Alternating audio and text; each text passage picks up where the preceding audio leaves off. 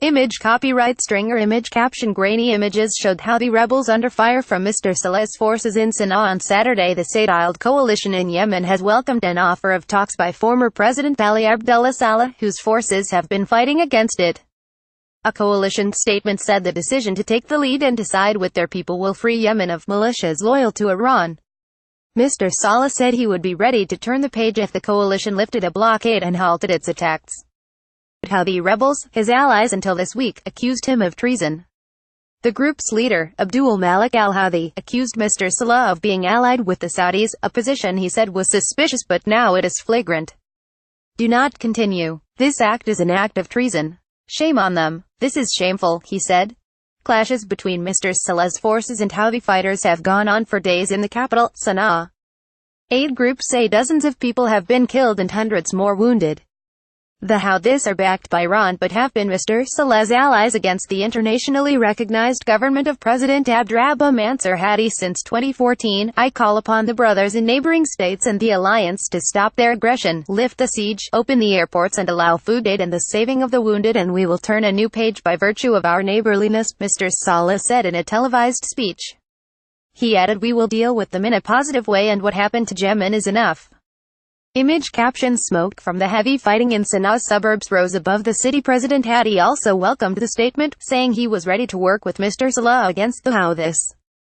He urged the turning a new page with all the political sides, and to form a broad national coalition that will lay the foundations for a new era and unify everyone against the coup militia. However, the Houthis vehemently objected to Mr. Saleh's idea.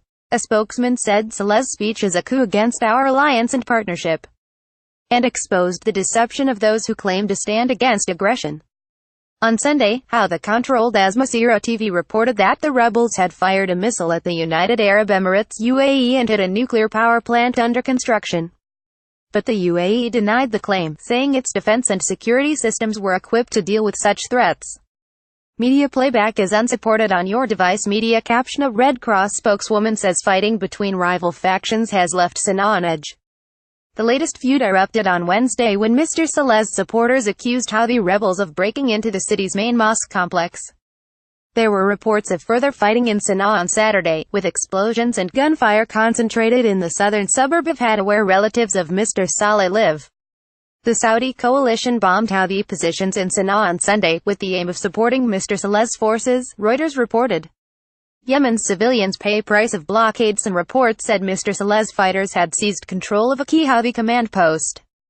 More than 8,670 people have been killed and 49,960 injured since the Saudi-led coalition intervened in the Yemen conflict, according to the UN. The conflict and a blockade by the coalition has also left more than 20 million people in need of humanitarian aid, creating the world's largest food security emergency. It has led to a cholera outbreak that is thought to have killed 2,211 people since April.